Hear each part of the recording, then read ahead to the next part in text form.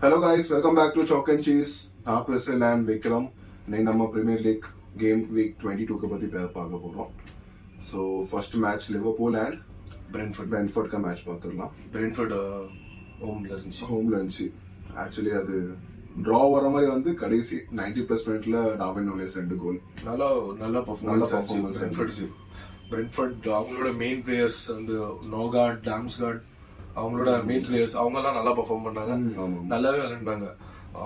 Through out the match அவங்க கேம்லயே இருந்தாங்க. அப்படி இல்ல டாமினன்ட் லிவர்பூல் டாமினன்ட் பண்ணாங்க அப்படிலாம் இல்ல.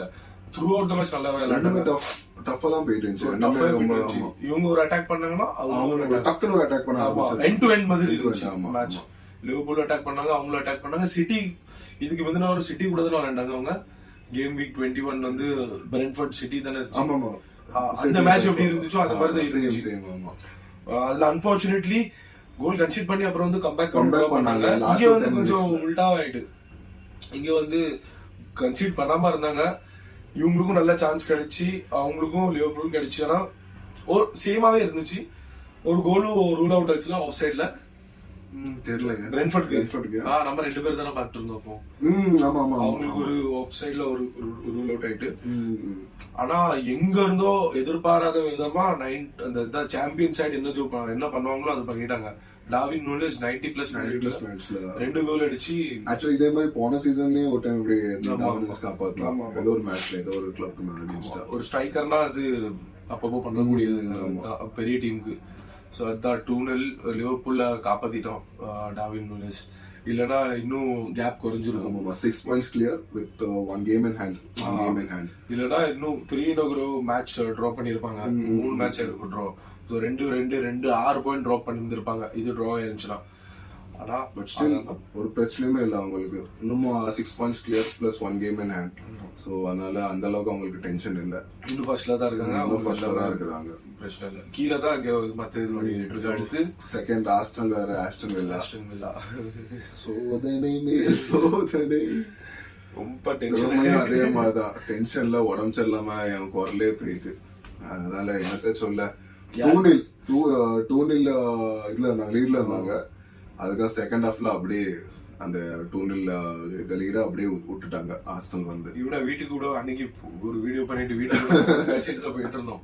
என்ன மச்சி யாரு ஜெயிப்பா என்ன அங்க இல்ல தோந்துரும் அதிகபட்சம் டிராவும் இல்ல ஆஸ்டன் ஜெயிக்க. இல்ல நான் ஃபர்ஸ்ட் தெரியும் டிராவும் இல்லாட்டி தோந்தது ரெண்டுல. நான் சொன்னா அதிகபட்சம் டிராவும் இல்லன்னா ஆஸ்டன் வின் பண்ணுவாங்க. அதே மாதிரி வினிங் பொசிஷன்ல தான் இருந்தாங்க. அது கடைசி அதுக்கப்புறம் விட்டுட்டாங்க. மத்தபடி எல்லாவும் அந்த 2-3 கிளியர் கட் சான்ஸ் கிரியேட் பண்ணாங்க. அந்த கோல்ஸும் அப்புறம் இன்னொரு கிளியர் கட் சான்ஸ். மத்தபடி அவங்க சான்ஸ்ல கிரியேட் பண்ணல. ஆஸ்டல் நல்லாதான் விளையாண்டு இருந்துச்சு. ஓரளவுக்கு கேம் கண்ட்ரோல்ல தான் வச்சிருந்தாங்க. கேம் கண்ட்ரோல் பண்ணிருந்தாங்க. ஆனா 2 கோல் அடிச்சு 2 கோல் நல்லாவே அடிச்சு கேம் கண்ட்ரோல்ல இருந்துச்சு. பிரச்சனை என்னன்னா இது டிஃபென்ஸ் அகைன் சலீபா இன்ஜர்ட். இன்னொரு 2 வீக்குக்கு சலீபா கிடையாது. ஸோ அதான் காரணம் கிடைச்சிட்டு ஹார்ட் அட்டாக்கு. டிஃபென்ஸ் சரியில்லை, அது இல்லை இது இல்லைன்னு சொல்லிட்டு வேற ஒரு கோல் போச்சுல, அது ஹேண்ட்பால். அதுக்கு என்ன கம்ப்ளைண்ட் பண்ணாரு தெரியல. ஆர்சனல் ஒரு கோல் அடிச்சாங்க. 2-2 இருக்கும்போது மெரினோ ஒரு கோல் வெளியே இருந்து ஒரு லாங் ரேஞ்ச் ஷாட். அது காயாவர்ட்ஸ் கையில பட்டு போச்சு. அதனால அது கோல் கிடையாது. அதே மாதிரி டிஸ்அலோவ் பண்ணிட்டாங்க. ஆனா பிரச்சனை இவங்க மிஸ்டேக் ரெண்டுமே வந்து ஒரு டிஃபென்சிவ் எரர்ஸ் மாதிரி தான் விழுந்து போச்சு. ஒரு எரர்ல ஓரளவுக்கு எரர்னே சொல்லலாம். அப்படிதான் கோல் கன்சீட் பண்ணாங்க. கிளியர் ரொம்பயும் அதே மாதிரி ஆஸ்டன் வில்லாவும் அந்த எஃபர்ட்டும் அவங்க நல்லா இருந்துச்சு. அந்த டிசைர் இவங்களோட அதிகமா இருந்துச்சு. அதனாலதான் அந்த 2 கோல். அதே மாதிரி ஆஸ்ட்ரேலியாக்கு பெஞ்சும் ரொம்ப ஸ்ட்ராங்கா இருந்துச்சு. எங்களை அசல் மாதிரி கிடையாது. ஆமா அவங்க ரொம்ப ஸ்ட்ராங்.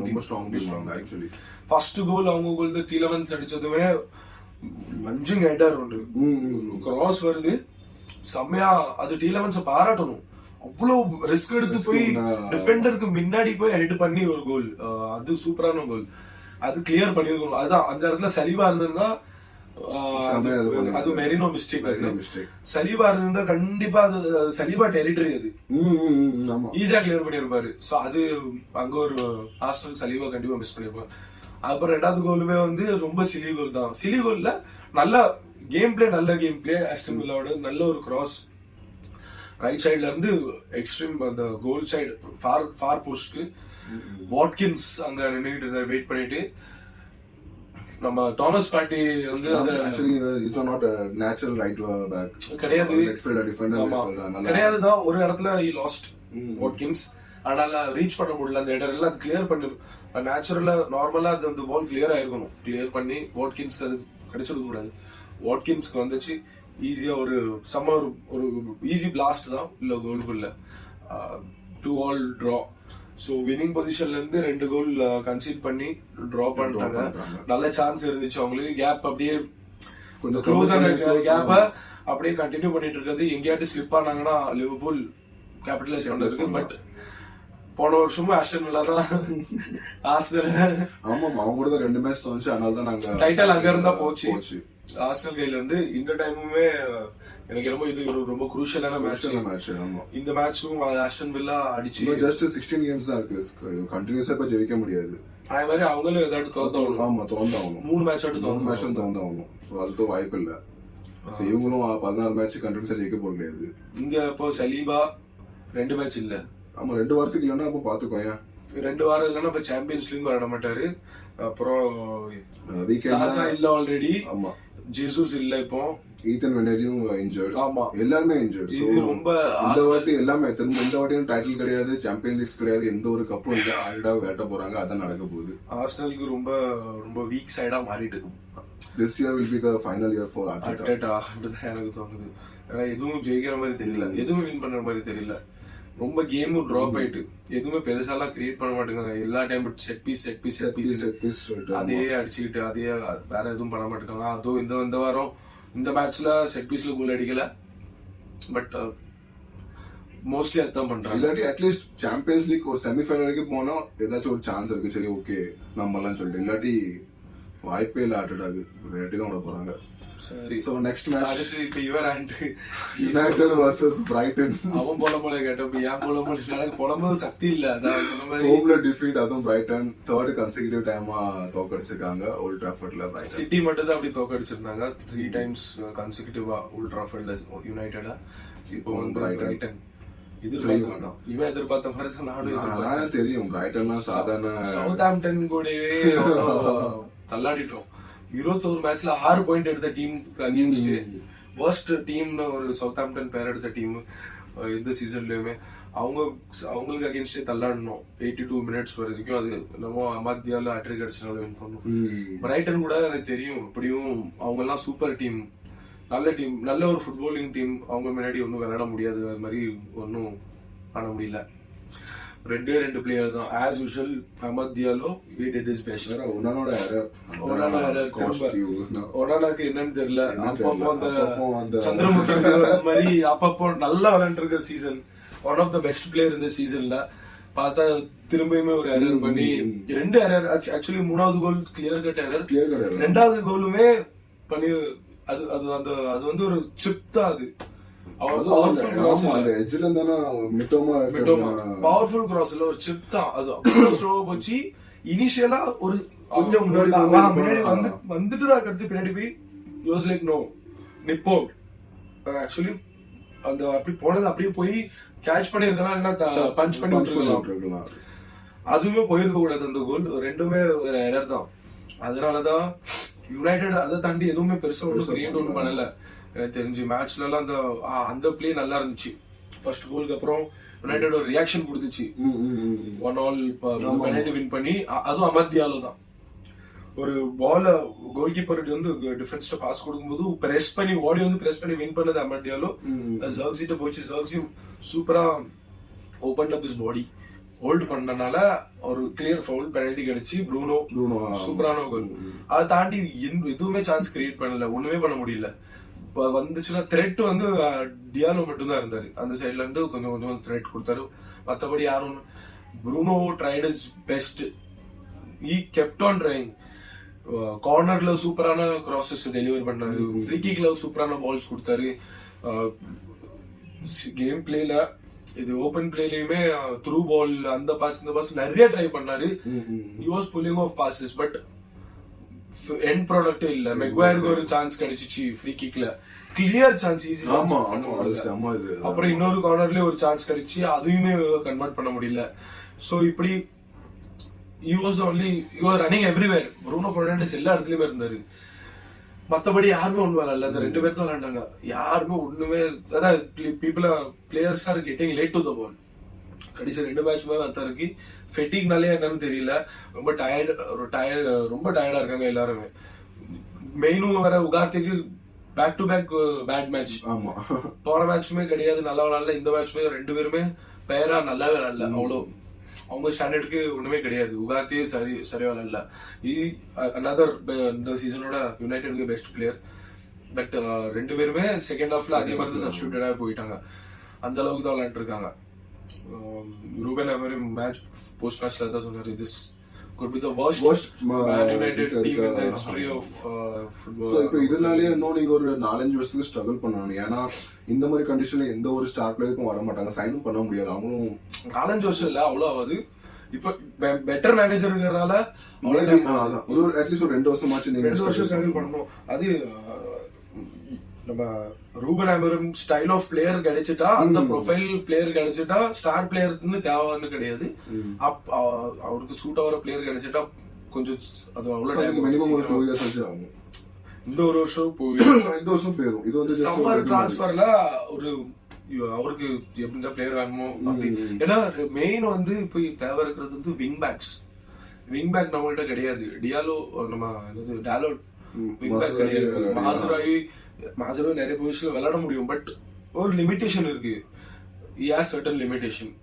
டிஃபென்சிவ்ல நல்லா பண்ணாலுமே முன்னாடி he can create, but certain timesல இன்னொரு எக்ஸ்பீரியன்ஸான டிஃபெண்டர், அதே மாதிரி ஒரு மிட்ஃபீல்டர், அதே மாதிரி ஒரு ஸ்ட்ரைக்கர். இவங்க எல்லாம் வந்து லெஃப்ட் பேக் ஒரு ரைட் பேக். என்ன ஆர்சனல் போனவங்க அதே ப்ராப்ளம் தான் இவங்க எல்லாம் லெஃப்ட் பேக் ஒரு ரைட் பேக். விங் பேக் கிடையாது. விங் பேக் வேணும் நம்மளுக்கு. விங் பேக் அந்த ப்ரொஃபைல் பிளேயர் இருந்தா அது ஒண்ணு. அதுக்கப்புறம் நம்மளுக்கு ஒரு நல்ல ஒரு ஸ்ட்ரைக்கர் வேணும். அது இல்லாம முடியாது. ஆமா. மிட்ஃபீல்ட்ல கொஞ்சம் ஆப்ஷன்ஸ் வேணும். எதுக்குன்னா இவங்க 2 பேர் மேலே டிபெண்ட் பண்ண முடியாது. இப்போ ஒரு டீம் ஒன்று செட் ஆயிட்டு, ஒரு ஆல்மோஸ்ட் ஒரு பாதி டீம் செட் ஆயிட்டு இவங்களா தான் வச்சு விளையாடணும். ஆனா கேசமீரோ வில் கோ, ரைட். எரிக்சனும் வயசாயிட்டு அது மாதிரி அவ்வளவு விளையாடுறது இல்ல. சோ டெப்த் கிடையாது, மிட்ஃபீல்ட் டெப்த் கிடையாது. நம்மகிட்ட மிட்ஃபீல்ட் வேணும், ஸ்ட்ரைக்கர் வேணும், விங் பேக்ஸ் வேணும். சோ இது இருந்தா தான் முடியும். மத்தபடி performance again was very bad. பிரைட்டனும் அவ்வளவு நல்லா விளையாடல, இருந்தாலுமே 3-1 வின் பண்ணாங்க. அவ்வளவுதான் கைஸ். 13th இருக்கும்.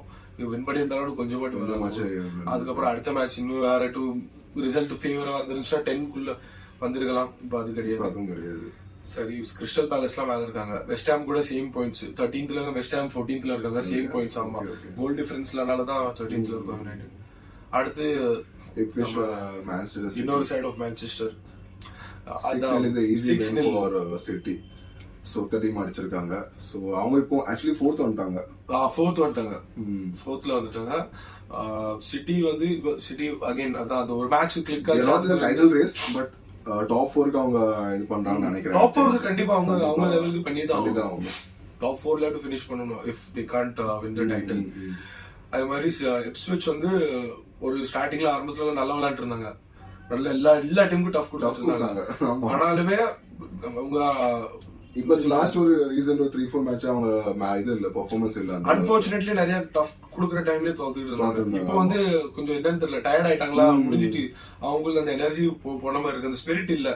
அந்த ஸ்பிரிட் முன்னாடி இருந்த ஸ்பிரிட் இல்ல.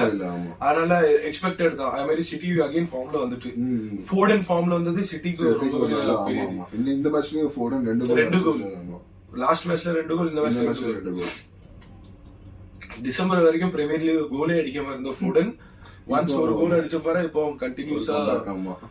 அது வந்து சிட்டிக்கு ரொம்ப ஒரு நல்ல இதா அமைஞ்சிட்டு. ஹாலண்டுக்கு கோல், அப்புறம் வந்து மெக்காட்டிக்கு கோல். எல்லாரும் ஒரு கோல். மத்த எல்லாரும் ஒரு 6 goal. 6 easy match. So City back to form. இந்த ரன் ஆஃப் மேட்சஸ் வந்து சாம்பியன்ஸ் லீக்ல போகும்போது ஹெல்ப் பண்ணும் அவங்களுக்கு.